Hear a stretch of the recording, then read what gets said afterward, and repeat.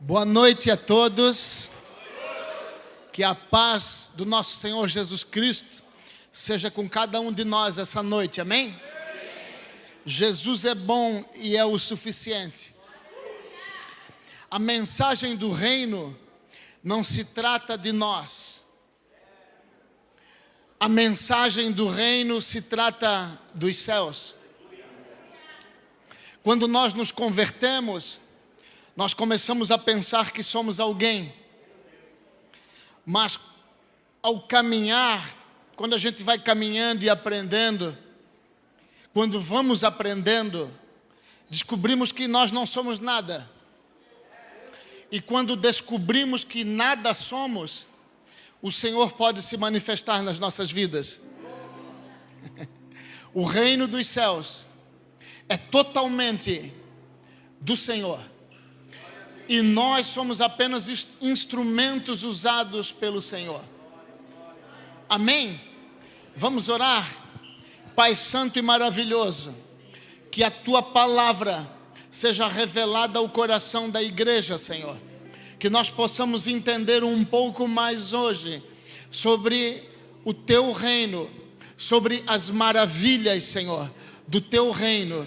Que nós possamos ser cheios da Tua palavra e da Tua mensagem, e que a Tua visão, que o Teu plano, que o Teu coração seja conosco essa noite e para todo o sempre, em nome de Jesus Cristo, amém.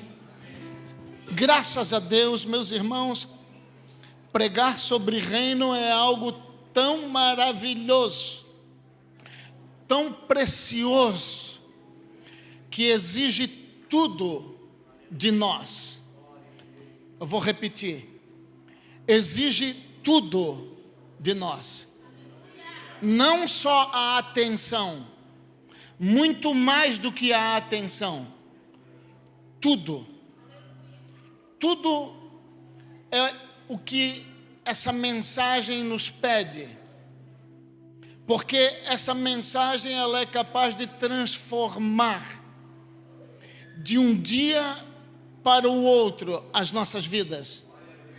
Quando essa mensagem entra, tudo se transforma, tudo muda, tudo fica claro, tudo faz sentido nas nossas vidas. Amém? Então, Jesus abre a sessão das parábolas do reino em Mateus capítulo 13, e ele prega então 7 parábolas. Ele começa com a primeira, que é a mensagem do semeador. O semeador saiu a semear, e uma parte da semente caiu junto ao caminho, a outra caiu entre pedregais, a outra entre espinhos, e a outra parte da semente caiu em terra boa, terra fértil. E é isso que eu quero profetizar essa noite sobre a sua vida, sobre a minha vida, que nós tenhamos um coração de terra fértil, onde a semente da palavra do reino de Deus possa brotar e crescer de uma maneira magnífica, de uma maneira tão esplêndida, que todos que estão perto de nós possam ser transformados por esta mensagem, em nome de Jesus, amém. Então, queridos, Jesus começa então falando sobre reino em Mateus capítulo 13, e ele fala algo que chega a assustar, quando ele diz que ele prega por parábolas, que é para a multidão, ouvindo a parábola, não entenda. Jesus não quer que a multidão entenda a palavra do reino. Jesus quer que os discípulos entendam. Então, Jesus traz os discípulos e explica a parábola. Jesus explica então a pregação do reino, a mensagem poderosa do reino aos discípulos, não à multidão. E eu quero começar essa noite fazendo uma pergunta. Não quero que você responda, mas você pense: você é discípulo ou é multidão? Porque esta mensagem é para quem não tem nada de si, não quer nada de si, não se preocupa com nada de si próprio, mas quer tudo dele, tudo para ele e tudo nele. Se nós mudarmos a forma de pensarmos, a mensagem do reino pode ser implantada em nossas vidas, e nós seremos uma verdadeira arma na mão do Senhor Jesus, através do Espírito Santo. De outra maneira, será apenas uma informação que receberemos no nosso intelecto e não mudará nada. E se essa mensagem não muda nada, isso quer dizer então que somos multidão. Mas se mudar, você pode se considerar um discípulo. Por isso que eu comecei dizendo que não se trata de nós, se trata dele. Tudo aquilo que nós almejamos e trabalhamos e dedicamos o nosso tempo, quase sempre, quase que em todas as situações, nos levam a lugares errados. Porque não se trata das nossas vidas, se trata da vida dele. E quando a vida dele opera nas nossas vidas, então nós podemos ter um entendimento do que é o reino dos céus em operação. E quando o reino opera através das nossas vidas, nunca mais nós paramos de caminhar sobre esta palavra do reino, sobre esta mensagem do reino dos céus. Então Jesus, ele continua, ele prega a segunda parábola em Mateus capítulo 13. E a segunda parábola, agora ele vai começar a parábola falando de um segundo aspecto. O primeiro aspecto da palavra do reino dos céus, ele é que alguns entre nós já vive essa mensagem, já participa do reino dos céus. Então o primeiro aspecto é o aspecto chamado realidade. Por que realidade? Pergunte para mim, por favor. Pergunte mais alto. Agora só quem quer saber. Ele é realidade em algumas pessoas, por isso que o primeiro aspecto é realidade. Não é realidade em todas as pessoas, mas em algumas pessoas o reino dos céus já opera, já é operacionado por algumas pessoas que receberam o poder do reino dos céus. Mas por que algumas receberam e outras não? Porque depende da terra que nós carregamos no coração. Se no nosso coração existe muita pedra, se as perseguições vierem e nos tirar fora do propósito desta palavra, ou se os espinhos, ou seja, as ofertas aí fora do mundo nos tiram dessa palavra, então nós com certeza não podemos manifestar o poder real do reino hoje sobre a igreja do Senhor. Então Jesus vai falar nessa parábola de Mateus capítulo 13 sobre o segundo aspecto, que é o aspecto da aparência, da semelhança. É aparência, algo que parece, algo que é muito parecido, algo que é semelhante, mas não igual. Tudo que é semelhante não é igual.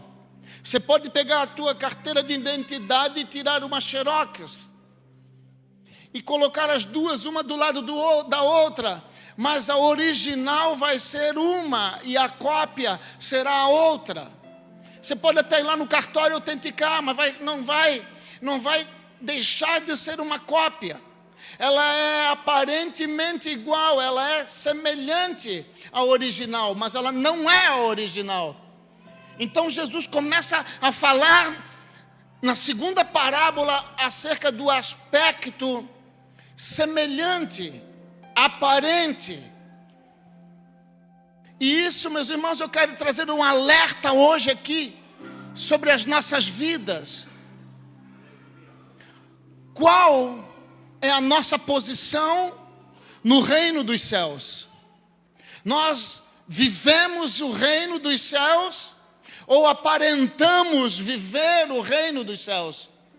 Nós temos uma vida reta, uma vida que já promove o reino dos céus, ou ela só se assemelha, é semelhante, mas não verdadeira, quanto ao poder do reino dos céus? E Jesus, ele traz esse alerta aqui na parábola do capítulo 13, verso 24. Põe aqui atrás, por favor. Capítulo 13 de Mateus, versículo 24, que está escrito assim: propôs Jesus outra parábola, dizendo: o reino dos céus é semelhante. O reino dos céus é semelhante, não é o reino dos céus, mas ele também é semelhante. Muitas vezes nós achamos que alguém vive o reino dos céus, mas é só uma semelhança. O reino dos céus é semelhante ao homem que semeia boa semente no seu campo. Esse homem é Cristo, é Jesus Cristo.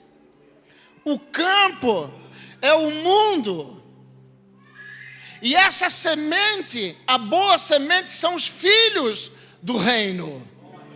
São as pessoas que já receberam essa mensagem e caminham por ela.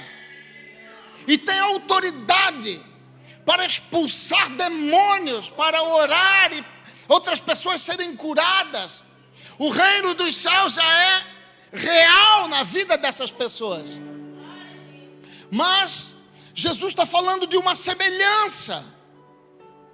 Eu quero que você pense muito bem essa noite. Aonde a sua vida se aplica? Ao reino dos céus ou à semelhança dele? Porque Jesus, ele semeia essa semente no seu campo. O campo é o mundo. O mundo não é do diabo, como muitas pessoas pensam. O mundo é do Senhor. O diabo, aliás, não tem nada, vai morar de favor no inferno. O campo é de Cristo, o campo é de Deus, é tudo do Senhor. É o sistema mundano é onde o diabo atua. Por isso que está escrito: o mundo jaz no maligno. Não está escrito que o mundo é do maligno, mas que o mundo jaz no maligno. Quer dizer que o sistema do mundo opera através do maligno, mas não quer dizer que é dele.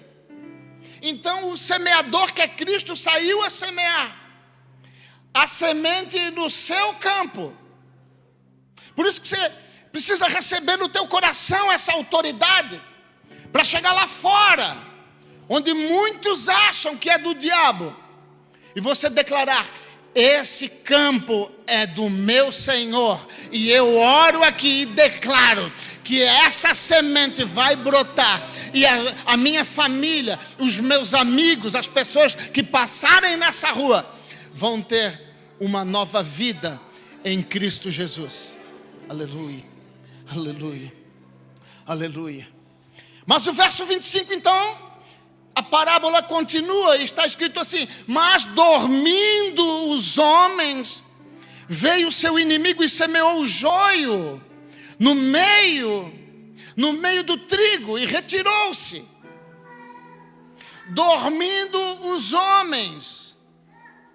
Veio o inimigo, agora Satanás, ele entra no campo. Ele entra no campo lá fora e semeia o joio.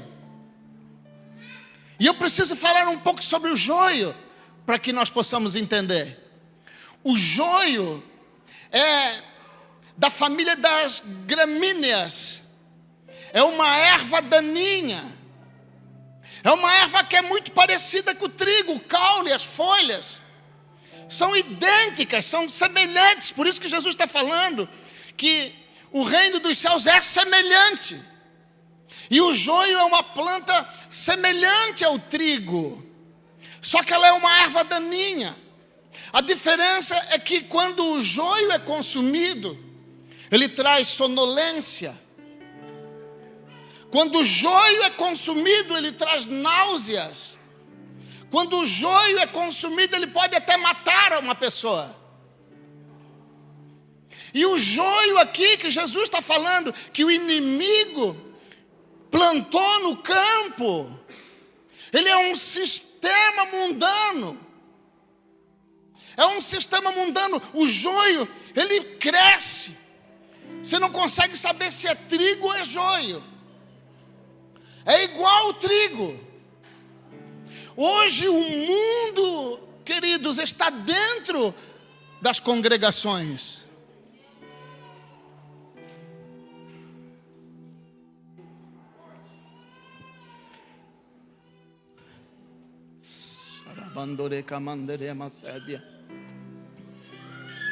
Mas o que quer dizer isso? Que o mundo está dentro das congregações. Quer dizer que o trigo que está nas congregações são os crentes, são os salvos, mas o mundo também veio para dentro e ninguém sabe quem é trigo e quem é joio. Porque o joio é igual ao trigo.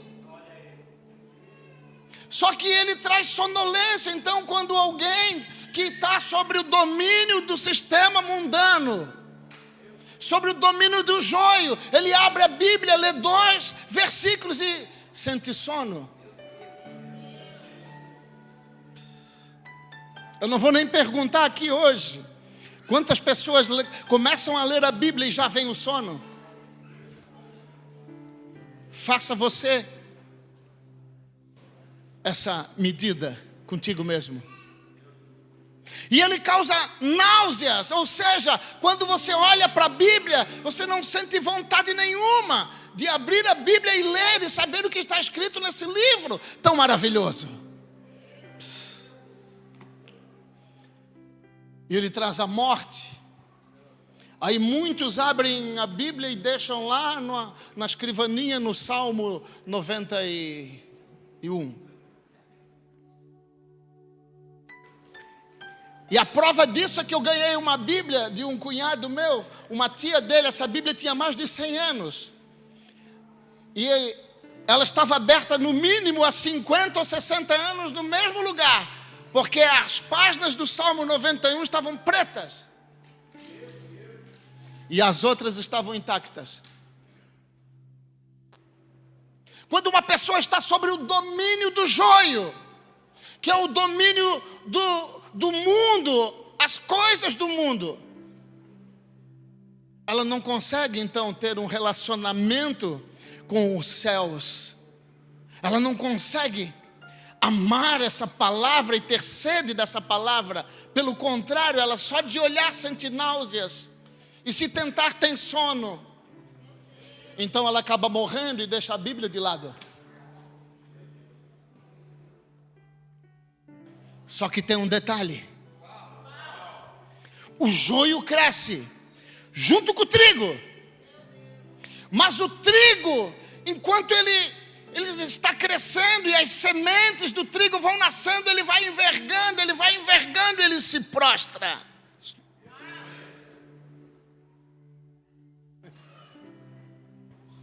Mas o joio fica em pé e não se prostra a vontade do reino dos céus. Deixa eu te perguntar, qual é a tua posição na igreja? Você se prostra? Se prostrar não é aqui no culto, não é dar glória, não é dar aleluia, não é sapatear, não é nada disso. É receber a mensagem e ir lá fora continuar se prostrando.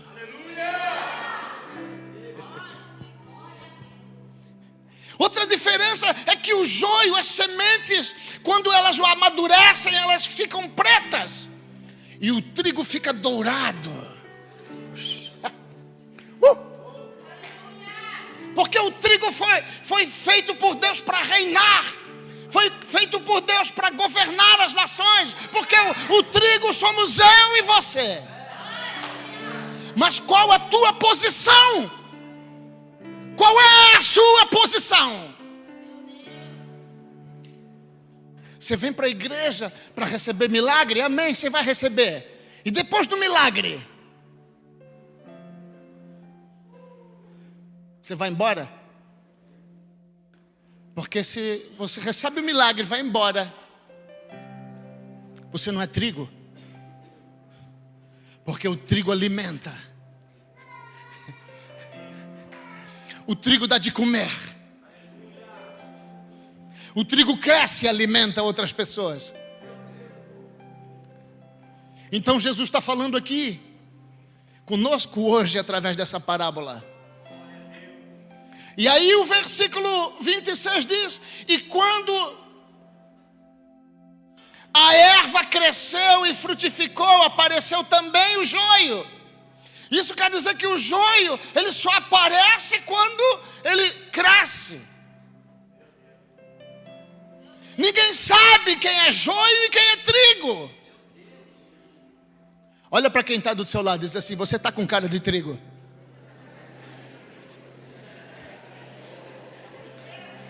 Mas até o fim do culto, eu vou ter certeza. Porque é muito parecido, é muito semelhante. Aleluia, aleluia, aleluia. Verso 27. E os servos do pai de família, indo ter com ele, disseram-lhe: Senhor, não semeaste tu no teu campo? Não semeaste tu no teu campo boa semente? Por que tem então joio? Verso 28. E Jesus lhe disse, ou ele lhes disse: um inimigo é quem fez isso. E os servos lhes disseram: queres, pois, que vamos arrancá-lo? Ele, porém, lhes disse: não, para que ao colher o joio, não arranqueis também o trigo com ele. Quer dizer, hoje ninguém sabe quem é joio e quem é trigo.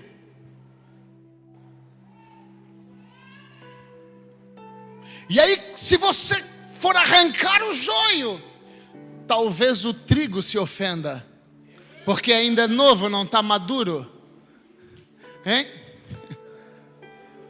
E vai embora, é arrancado junto. Por isso nós precisamos de maturidade.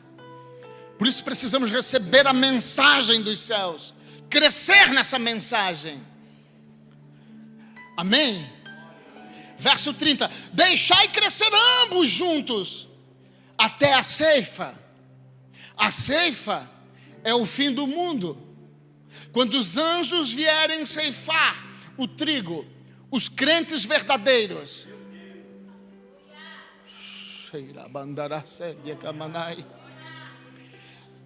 Deixar crescer ambos juntos até a ceifa. E por ocasião da ceifa, direis aos ceifeiros: colhei primeiro o joio e atai-o em molhos para o queimar, mas o trigo ajuntai-o no meu celeiro.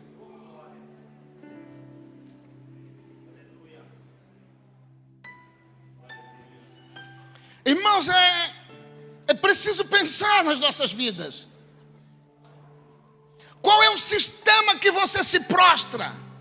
Qual a doutrina você se prostra? Se a doutrina de Cristo não te faz prostrar, acho que você deve rever os seus conceitos. Nós precisamos rever nossos conceitos. Porque a doutrina de Cristo é a doutrina dos céus. Então, agora eu pulo aqui para o verso 34, que diz assim: tudo isso disse Jesus por parábolas à multidão, e nada lhes falava sem parábolas, para que se cumprisse o que fora dito pelo profeta que disse: abrirei em parábolas a minha boca, publicarei coisas ocultas desde a fundação do mundo.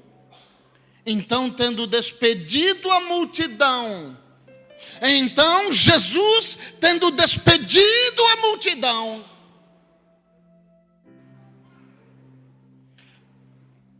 foi para casa. E chegaram a ele seus discípulos dizendo: explica-nos a parábola do joio do campo. Só discípulo tem sede de descobrir o mistério que está por detrás das letras. Multidão não está preocupada com mistério, multidão está preocupada com milagres. E o milagre é bom e muitas vezes necessário. Mas se o que move a tua vida são os milagres, você colocou o milagre na frente do propósito. Foi curado? Jesus operou? Segue. Foi transformado? Saiu das drogas? Deixou a bebida? Agora segue o Cristo. Aleluia, aleluia, aleluia. Eu sei que muita gente está pregando por aí que a bênção de Deus é dinheiro, é casa, são coisas. Mas não é o que a Bíblia nos mostra. A Bíblia nos ensina que são coisas maiores. O reino dos céus se manifestando na vida de um trigo, como eu e você. Talvez eles olhem e digam: mas como pode esse cara? Logo ele.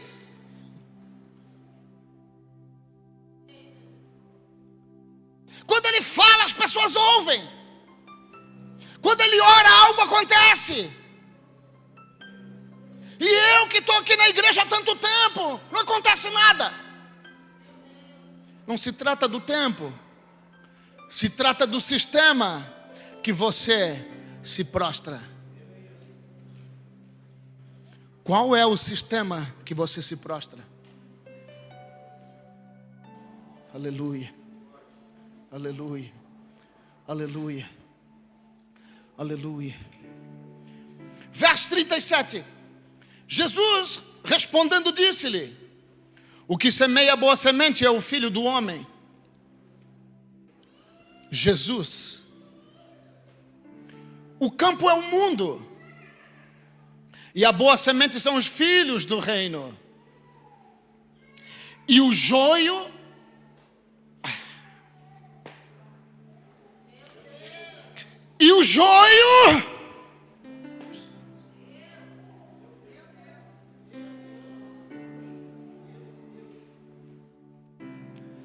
são os filhos do maligno.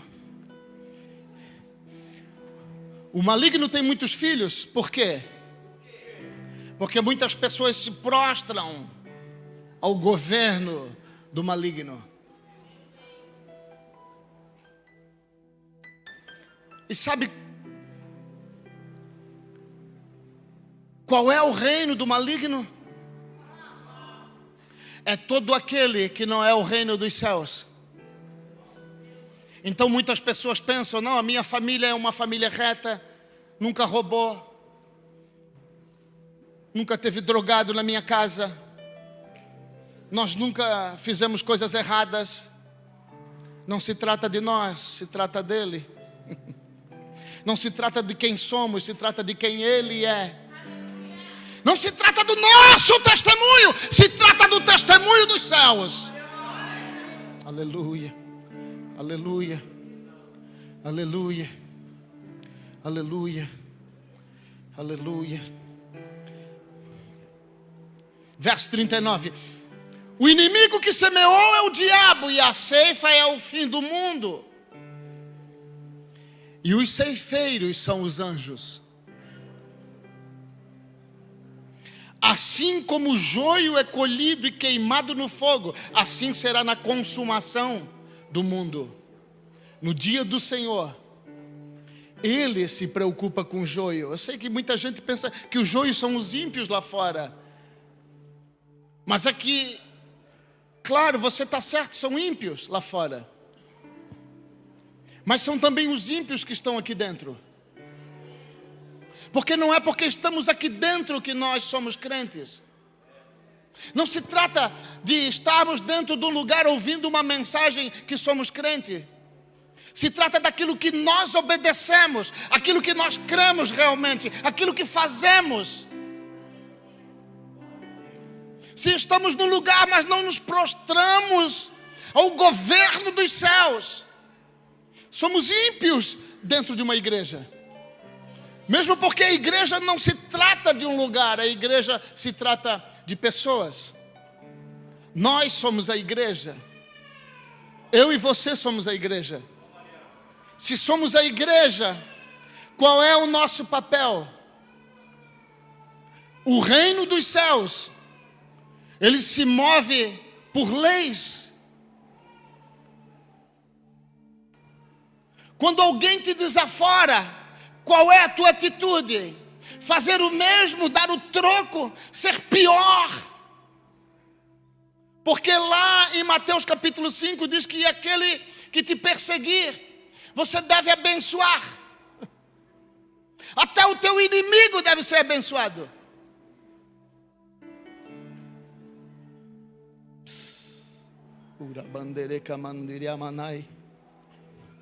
Eu sei que a igreja virou um lugar de incentivo para que a semana vá bem. Deus vai te prosperar essa semana. Deus vai te dar isso, Deus vai te dar aquilo. Meus irmãos, deixa eu dizer algo, Deus não vai te dar nada. Deus já te deu tudo. Porque Ele te deu o Cristo. E aquele que está em Cristo, nova criatura é. E tem autoridade. E não há nenhuma condenação para aqueles que estão em Cristo Jesus. Mas você tem o Cristo. Nós temos o Cristo. Depende das leis que obedecemos. Se obedecemos às leis carnais, ou se obedecemos às leis espirituais.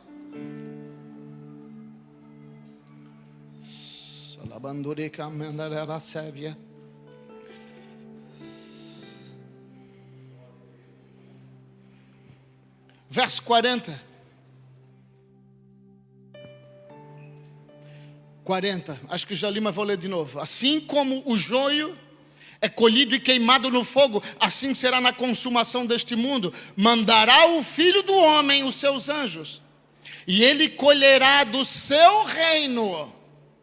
Não se trata do nosso reino, mas do seu reino, o reino de Jesus Cristo. E eles colherão do seu reino tudo que causa escândalo. Como está a tua vida? Você está causando escândalo?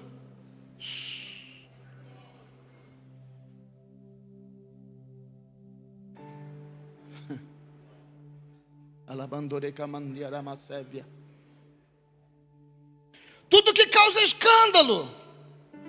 E os que cometem iniquidade.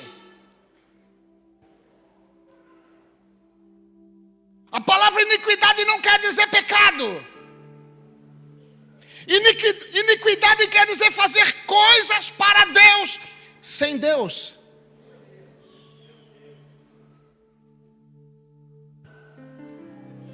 Jesus chegou e alguns escribas disseram: Senhor, expulsamos demônios no teu nome, curamos no teu nome. Jesus disse: afastai-vos de mim, vós que cometeis a iniquidade, eu não vos conheço. Iniquidade se trata de nós, quando sabendo o que Deus quer, optamos por aquilo que nós queremos.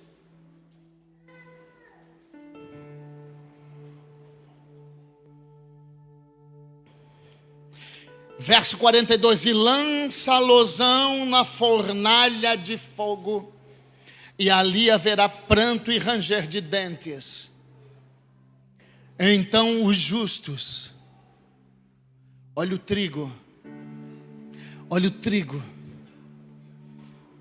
olha o trigo. Então os justos resplandecerão como o sol no reino de seu Pai. Quem tem ouvidos para ouvir, ouça. Todo mundo tem ouvido aqui? Jesus não está falando deste. Jesus está falando dos ouvidos espirituais. Aleluia. Ouvidos espirituais.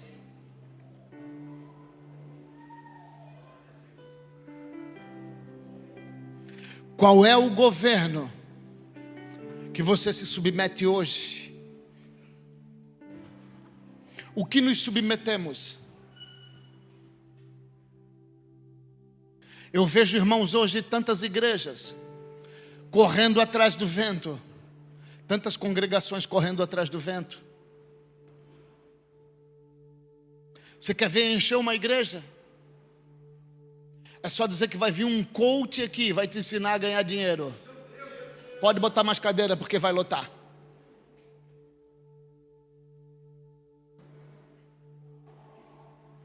Mas nós podemos ter todo o dinheiro do mundo e sermos joio.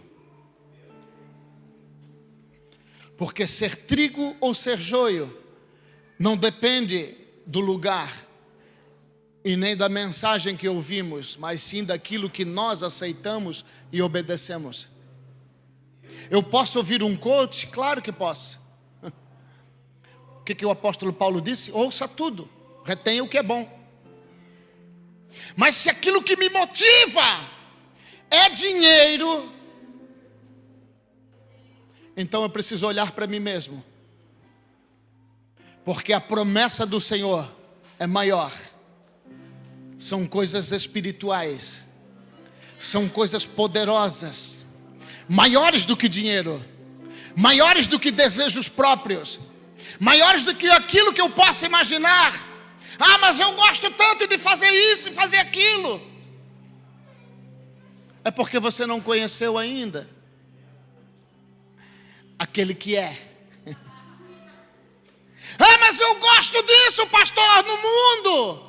É porque você não conhece o dono do mundo. O dia que nós conhecermos, meus irmãos, quem Ele é, quão maravilhoso Jesus Cristo é, quão irresistível Jesus Cristo é, nada mais vai fazer diferença. Nada mais fará diferença. Pastor, tem culto terça? Não, só quarta. Pastor, pelo amor de Deus, tem que ter mais culto. Eu não aguento ficar 3 dias sem ir para a igreja. Mas qual é a tua atitude? Domingo? Domingo tá bom?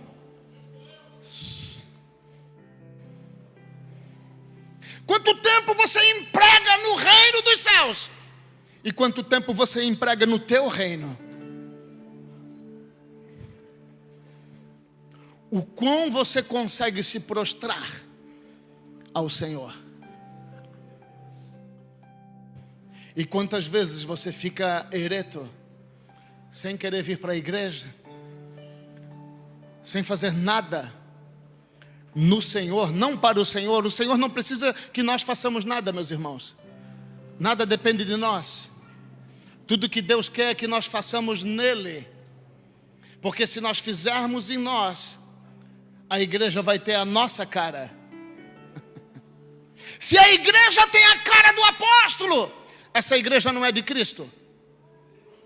Se a igreja tem a cara de um pastor, essa igreja não é de Cristo. A igreja precisa ter o semblante de Cristo. Aleluia. Aleluia. Aleluia. Ao que você tem se prostrado? Os tempos estão chegando. Está no fim, irmãos. Está no fim. Nós estamos no 7º milênio. E a promessa de Deus é que em 7.000 anos tudo se cumpre. Pastor, onde está isso? Na Bíblia? Está aqui. Está escrito aqui. Deus terminou todas as coisas no 7º dia. Para Deus um dia é como 1000 anos. Nós estamos no 7º milênio depois da queda de Adão. O que você tem se prostrado? É isso aqui? É esse livro que interessa? Se não é, nós devemos repensar. Devemos repensar e consertar.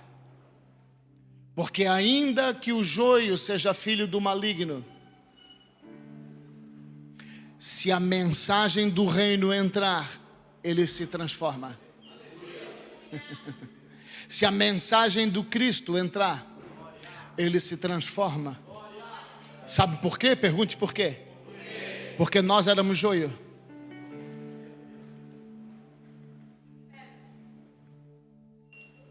A maioria de nós éramos joio. Quando andávamos lá, perdido, sem direção. Só querendo saber dos desejos próprios. Só querendo saber da nossa própria vida. Mas um dia, o Senhor se apresentou a nós. E Ele transformou as nossas vidas. Aleluia. Aleluia. Aleluia. Irmãos, é assim, o diabo ele cega. O diabo faz dormir mesmo. Mas depende do que nós temos nos alimentado.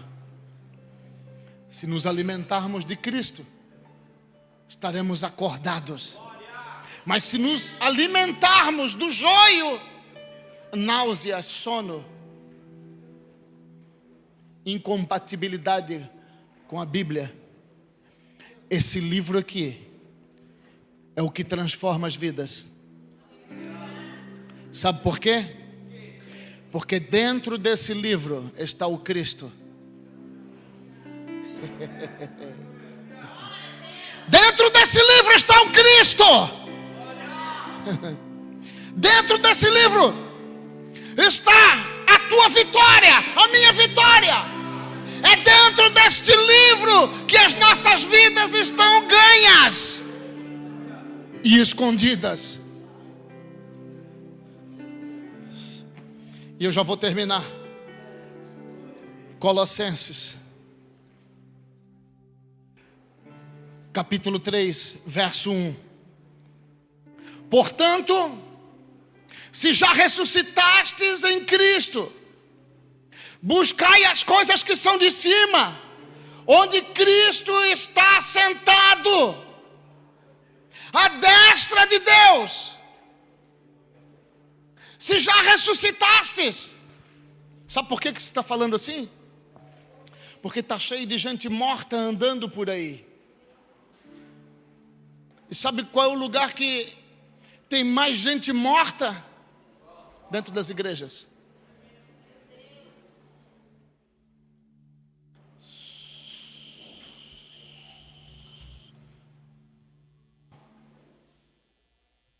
O que você busca?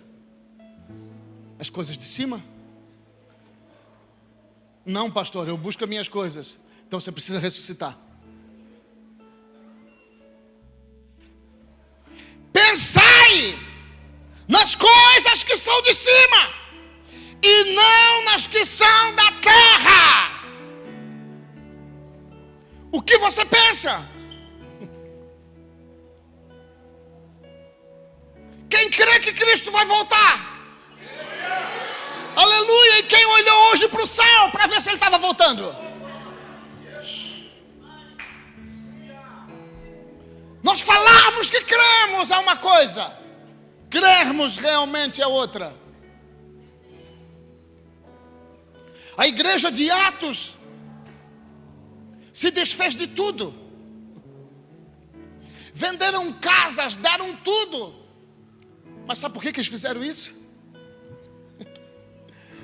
Porque eles achavam que Cristo ia voltar na outra semana.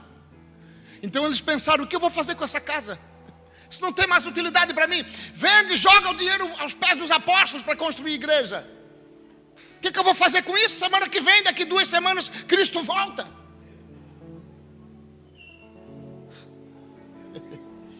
Oh meu Deus. Oh meu Deus. Oh meu Deus. E eu termino isso aqui, ó. Verso 3. Porque já estáis mortos, e a vossa vida está escondida com Cristo em Deus. A tua vida, a minha vida, aquilo que você mais procura e não acha talvez, é porque ela está escondida. Tem que procurar, tem que revirar, tem que encontrar, porque ela está escondida em Cristo. E Cristo está neste livro. Cristo está neste livro. Se você entender isso, você vai procurar Cristo todos os dias da tua vida, neste livro.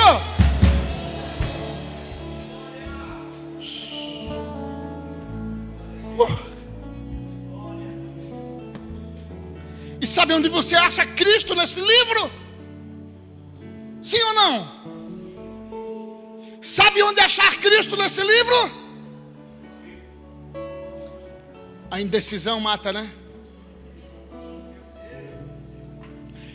Em todas as páginas estão Cristo. Quer ver? Gênesis capítulo 1, verso 1. Gênesis capítulo 1, verso 1. No princípio criou Deus os céus e a terra. Aonde criou Deus os céus e a terra? Mais alto, povo. Aonde? No princípio criou Deus os céus e a terra. Colossenses. É por isso que eu amo tanto esse livro. Colossenses capítulo 1, verso 18, coloca aqui atrás. E ele é a cabeça do corpo da igreja. É o princípio.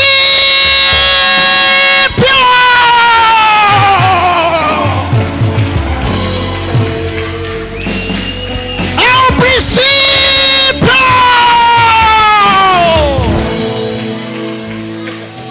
Ele está lá no Êxodo, ele está em Gênesis, ele está em Apocalipse, ele está em Coríntios, ele está onde você quiser. Onde você quiser, Ele está. Ele está no primeiro versículo. Ele está no último versículo. Vamos lá, Apocalipse, último versículo da Bíblia. Último versículo. Ah, meu Deus, ah, meu Deus.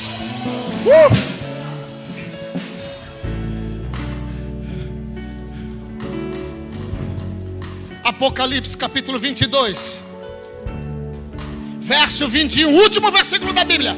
Aí. A graça de nosso Senhor Jesus Cristo seja com todos vós. Seja com todos vós. Seja com todos vós. Seja com todos. Seja com todos.